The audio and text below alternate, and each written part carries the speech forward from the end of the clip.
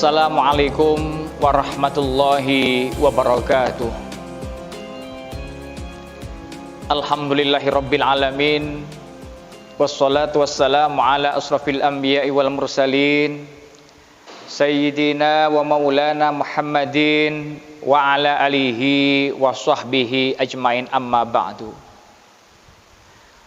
Qala Allah ta'ala fi kitabihil karim, a'udzu billahi minasyaitonir rajim. Bismillahirrahmanirrahim. Wa qadha rabbuka alla ta'budu illa iyyahu wa bil walidaini ihsana. Imma yablughanna 'indakal kibara ahaduhuma aw kilahuma wa la taqul lahumā uffin wa la tanharhumā wa qul lahumā qawlan karīmā.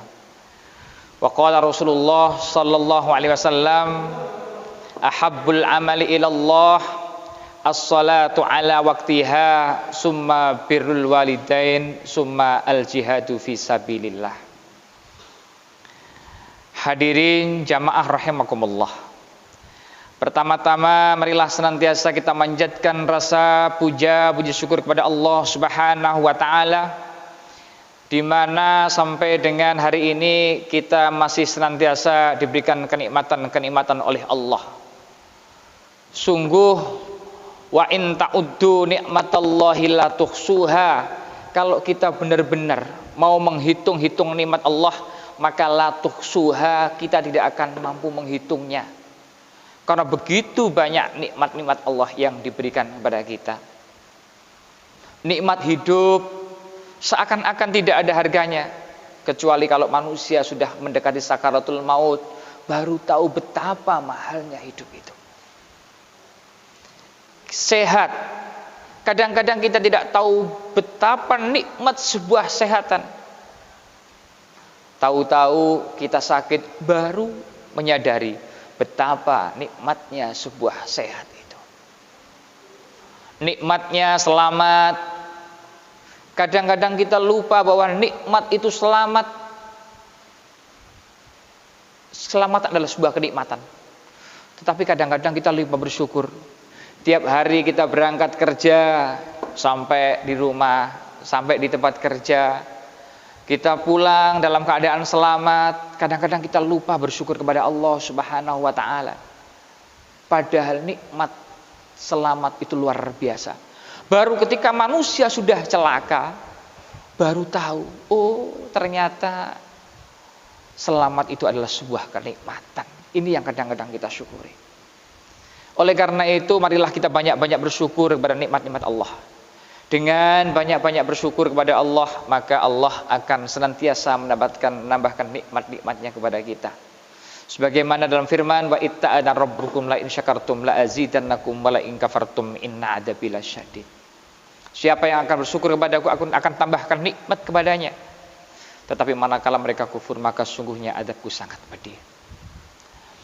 Kedua kalinya salat ma'asalah, mudah-mudahan tetap terlimpahkan kepada junjungan kita beliau Nabi besar Muhammad sallallahu alaihi wasallam, keluarganya, sahabatnya, dan orang-orang yang mengikuti jejaknya. Hadirin rahimakumullah. Dalam kesempatan kali ini saya akan menyampaikan tentang 3 amalan yang dicintai oleh Allah. Nabi Muhammad sallallahu alaihi wasallam menyampaikan di dalam sebuah hadisnya, ahabbul amali ilallah, ada 3 amalan yang dicintai oleh Allah. Yang pertama adalah as-salatu ala waqtiha, salat pada waktunya. Marilah kita sebagai umat Islam menyadari bahwa hakikatnya kita diciptakan Allah sebagai manusia ini tidak lain hanyalah untuk beribadah. Sebagaimana Allah mengatakan, wa ma khalaqtul jinna wal insa illa liya'budun, dan tidaklah Allah menciptakan jin dan manusia kecuali hanyalah untuk beribadah. Salah satu ibadah yang diperintahkan kepada kita adalah sholat. Orang itu dilihat sholatnya. Kalau sholatnya bagus, maka yang lain dianggap bagus. Orang disiplin di dalam belajar, disiplin di dalam bekerja, dan disiplin dalam bidang-bidang yang lain itu, kita lihat sholatnya. Sholat sangat berpengaruh sekali. Sehingga dikatakan awwalu ma yuhasabu bil abdu yaumal qiyamah as-shalah. Pertama kali nanti yang dihisab saat hari kiamat adalah sholat. Fa in saluhat sa'iru amali, fa in fasadat sa'iru amali. Kalau seseorang itu sholatnya dianggap bagus, sholatnya bagus, maka yang lain akan kelihatan bagus. Tetapi manakala sholatnya itu jelek, tidak khusyuk, korat-karit waktunya, maka amal-amal yang lain juga dianggap jelek. Oleh karena itu, salah satu amalan yang dicintai oleh Allah adalah as-sholatu ala waktiha. Mari kita jaga sholat kita dengan baik. Baik dalam waktunya, maupun di dalam pelaksanaan kekhusyuannya. Banyak di antara kita yang sangat teledor terhadap waktu sholat. Sholat duhur menjelang asar. Asarnya mendekati maghrib. Isaknya kadang-kadang bablas sampai subuh dan sebagainya. Maka mari kita jaga dengan baik ini. Jangan sampai kita keluar dari kodrat kita sebagai manusia yang diciptakan oleh Allah untuk beribadah, tetapi kadang-kadang ibadah kita tidak karu-karuan. Saya umpamakan, kalau jenengan itu memelihara sebuah burung, katakan burung kenari jenengan pelihara. Kemudian burung kenari yang Anda pelihara itu dia tumbuh dengan baik, badannya sehat, suaranya merdu, pastilah Anda sebagai pemilik burung itu akan merasa senang, merasa bangga dengan burung peliharaan Anda. Ketika jenengan sudah senang dengan burung yang Anda pelihara, pastilah yang pertama, jenengan akan mempersiapkan makanannya dengan baik. Makan dan minuman jangan sampai kekurangan. Ini pasti. Yang kedua, kalau makanannya sudah cukup, minumnya sudah cukup, pastilah Anda sebagai pemilik burung akan membuatkan sangkar, akan membuatkan kandang, akan membuatkan rumah yang indah untuk burung itu.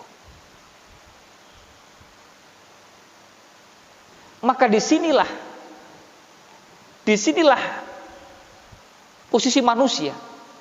Ketika manusia itu dia sesuai dengan kehendaknya Allah, diciptakannya manusia adalah untuk beribadah kepadanya.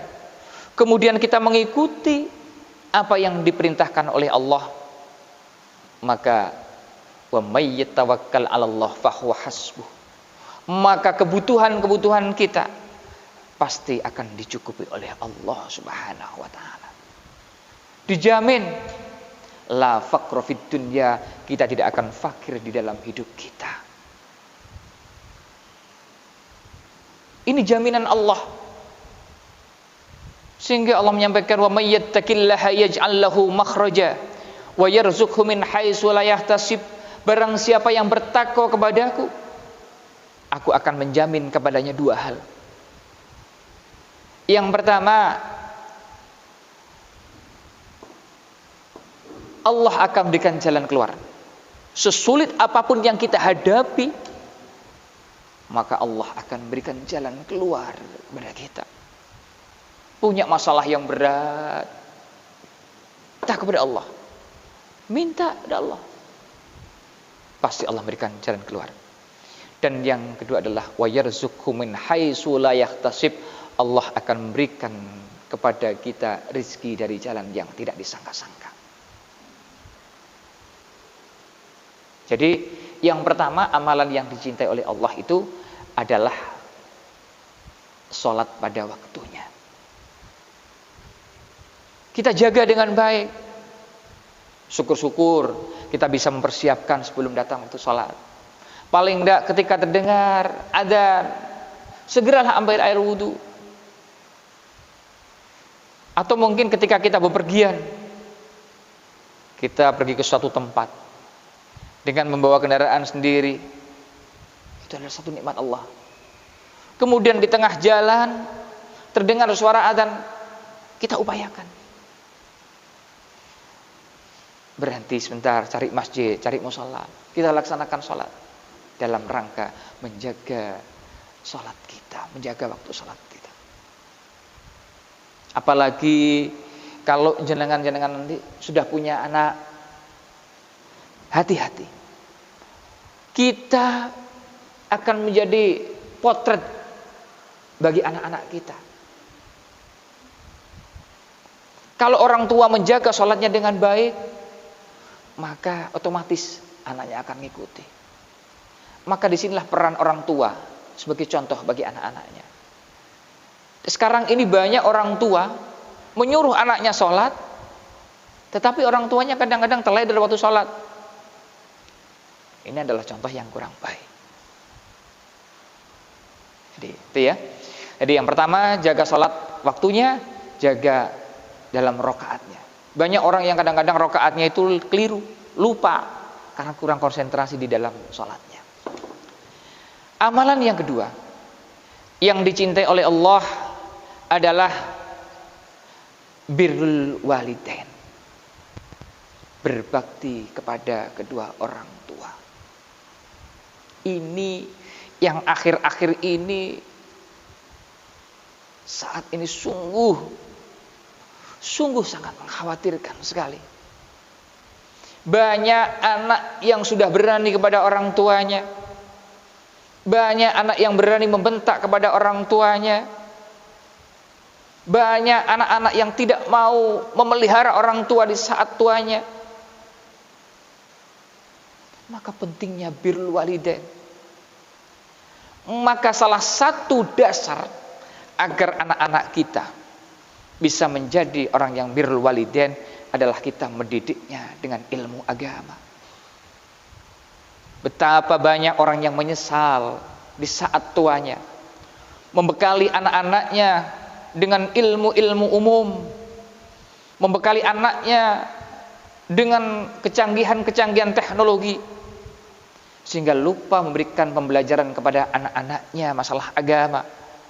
Di saat tuanya, anak-anaknya lupa untuk mendoakan orang tuanya. Anak-anaknya lupa bagaimana bersikap sopan santun kepada orang tuanya. Sungguh mengenaskan sekali. Hadirin rahimakumullah. Banyak cerita-cerita tentang bagaimana bersikap kepada orang tua. Banyak cerita-cerita orang yang durhaka kepada kedua orang tuanya. Sebut saja salah satunya adalah Abdullah bin Salam. Abdullah bin Salam adalah salah satu sahabat Rasulullah, di mana Abdullah bin Salam ini beliau senantiasa berjamaah bersama Rasulullah. Dia senantiasa mengikuti apa-apa yang diperintahkan oleh Rasulullah Muhammad SAW. Tetapi ketika akhir hayatnya, Abdullah bin Salam, beliau ketika nazar susah sekali mengucapkan kalimat syahadat. Sampai akhirnya Rasulullah menyuruh sahabatnya untuk melihat Abdullah bin Salam. Coba lihat, apakah benar Abdullah bin Salam sedang sekarat dan dia susah untuk mengucapkan kalimat La ilaha illallah. Maka sahabat datang ke rumah Abdullah bin Salam, dan dilihat oleh sahabat di sana bahwa Abdullah bin Salam memang dia kesulitan mengucapkan kalimat syahadat. Sehingga hal ini disampaikan kepada Rasulullah, ya Rasulullah, benar Abdullah bin Salam dia dalam keadaan nazak, tapi dia susah mengucapkan kalimat la ilaha illallah. Maka Rasul bertanya, sahabatku, apakah Abdullah bin Salam ini masih punya orang tua? Iya ya Rasulullah, dia masih punya ibu. Coba temui ibunya, sampaikan kepada ibunya bahwa Abdullah bin Salam saat ini sedang sekarat, dan kalau ada salahnya Abdullah bin Salam, mintakan maaf kepada ibunya. Maka benar, sahabat datang ke rumah ibunya Abdullah bin Salam. Ketika sahabat ini menyampaikan kepada ibunya Abdullah bin Salam, wahai bunda, ibu Abdullah bin Salam, sekarang anak anda dalam keadaan sakaratul maut, dan dia susah sekali mengucapkan kalimat syahadat. Kalau ada salahnya Abdullah bin Salam kepada jenengan, maafkan dia agar dia mudah ketika sakaratul maut. Masya Allah, apa yang terjadi?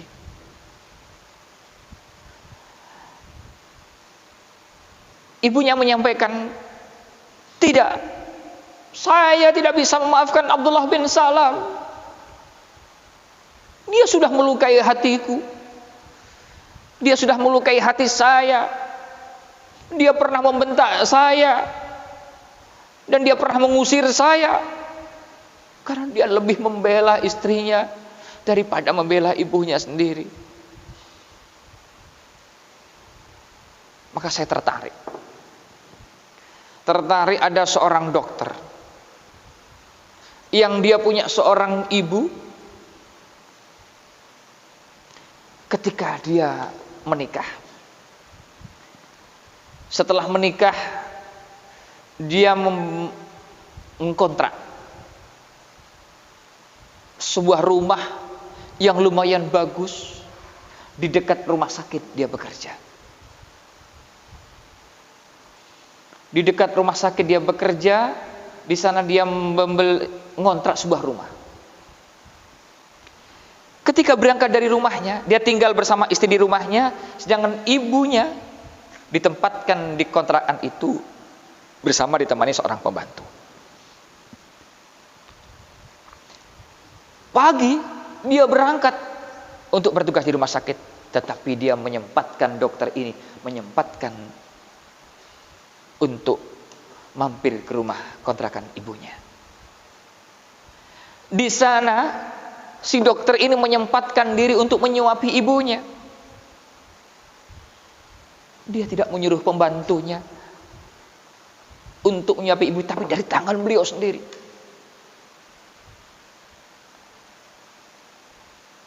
Masya Allah, luar biasa. Ketika ada seorang teman bertanya, Pak dokter, mengapa ibu Anda tidak ditempatkan di rumah Anda jadi satu saja bersama istri Anda?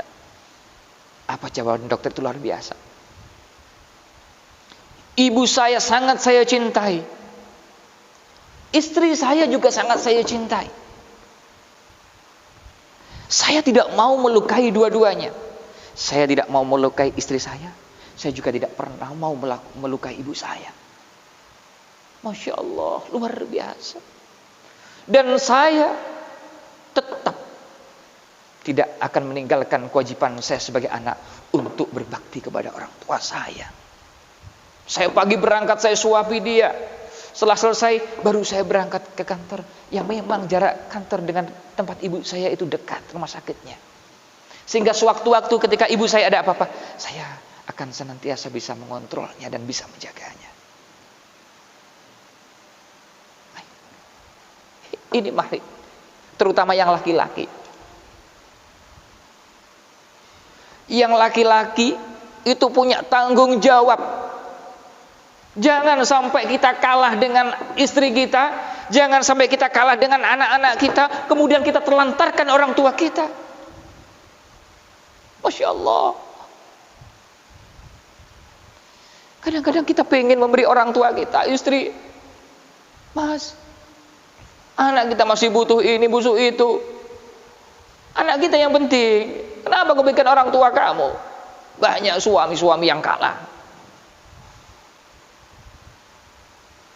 dengan istrinya, kadang-kadang kalah dengan anaknya.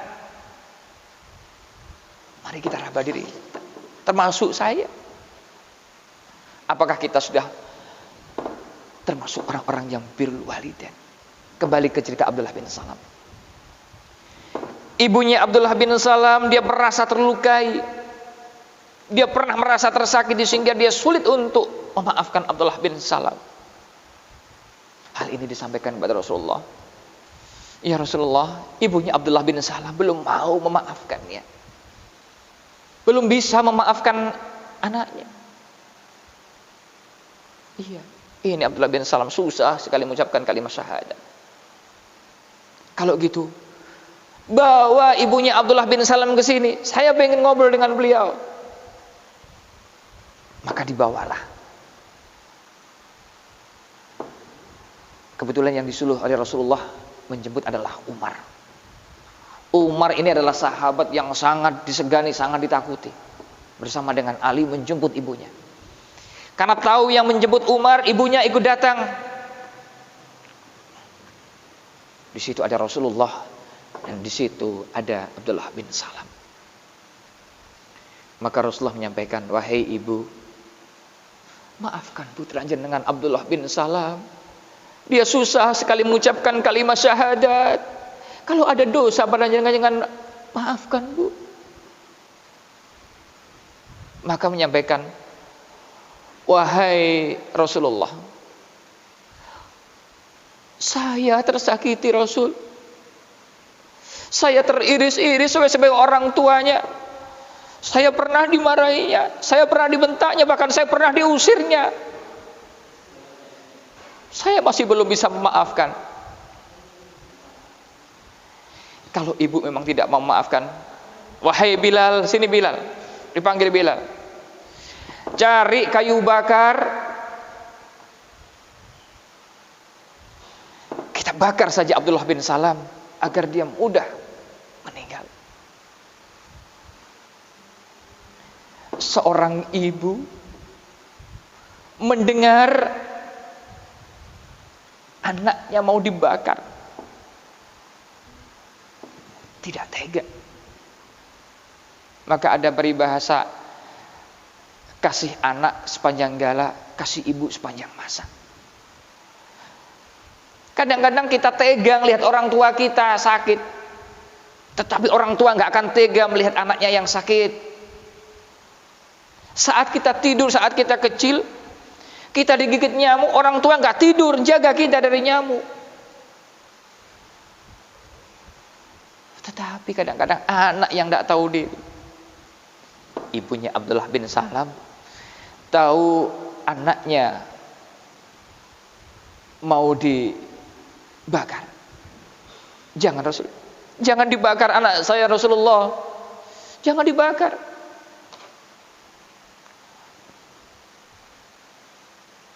Saya maafkan anak saya. Sudah saya rela, saya sudah ridho. Masya Allah. Begitu ibunya bilang saya maafkan anak saya, Abdullah bin Salam mengatakan, asyhadu an la ilaha illallah wa asyhadu anna Muhammadar Rasulullah. Wafatlah Abdullah bin Salam dengan mengucapkan kalimat syahadat. Masya Allah, luar biasa. Maka kalau kita punya kewajiban untuk menjaga orang tua kita, memelihara orang tua kita, mari kita jaga dengan baik. Jangan kita merasa kesal, jangan kita merasa terbebani dengan orang tua kita. Kadang-kadang kita terbebani, orang tua rewel, orang tua cerewet, orang tua yang pikun. Ingat, Al-Quran mengatakan wa man nu'ammirhu nunakkisu fil khalq, dan apabila manusia aku panjangkan usianya, aku panjangkan umurnya, maka akan aku kembalikan dia dalam keadaan yang semula. Artinya apa? Orang tua akan menjadi seperti anak kecil. Dia butuh diperhatikan, dia butuh perhatian, dia rewel dan sebagainya. Afala ya'lamun, apakah kalian tidak mengetahui? Bahkan kebanyakan orang tua sekarang itu, banyak orang tua yang masih ketika di masa-masa senjanya direpotkan oleh anak-anaknya. Disampaikan suami seorang anak, seorang anak ngomong pada ibunya, "Bu, ini rupanya kebutuhan saya semakin lama semakin meningkat. Kalau istri saya saja bekerja bagaimana? Biar ada tambahan kebutuhan." "Ya wis nak, sampean nyambut gawe mbek bojomu. Wis anakmu tak mau ngenang kene." Banyak orang yang tua yang menyempatkan di saat-saat tuanya, saat dia mendekatkan diri kepada Allah, menambah ibadahnya kepada Allah, kemudian dia malah ngomong cucunya, kesempatan beribadah semakin berkurang. Maka mari kita jaga orang tua kita dengan baik, jangan sampai kita melukai. Sempatkan birrul walidain. Yang ketiga, amalan yang dicintai oleh Allah adalah al-jihadu fi sabilillah, yaitu jihad di jalan Allah. Ada sebuah cerita singkat di mana ada seorang pemuda Badui yang dia sangat dalam keadaan ekonomi yang lemah. Tetapi ketika Nabi selesai berperang bersama Nabi, dia dibagi bagiannya harta perang, ghanimah, dia menolaknya.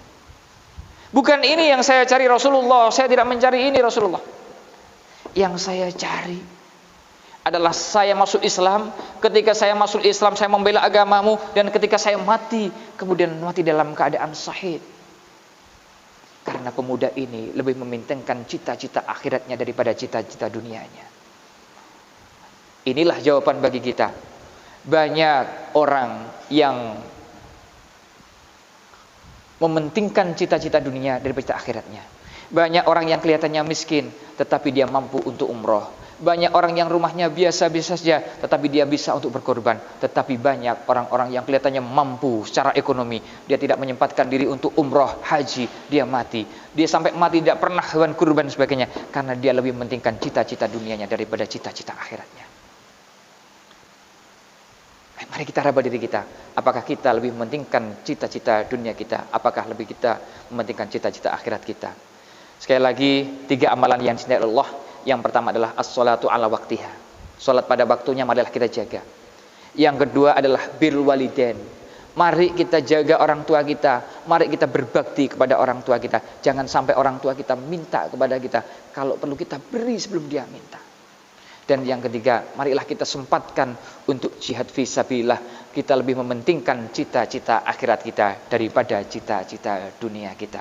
Mudah-mudahan apa yang saya sampaikan bermanfaat bagi diri saya khususnya dan para jamaah semuanya pada umumnya. Akhirul kalam, wabillahi taufiq wal hidayah, wa ridha wal ni'layah. Assalamualaikum warahmatullahi wabarakatuh.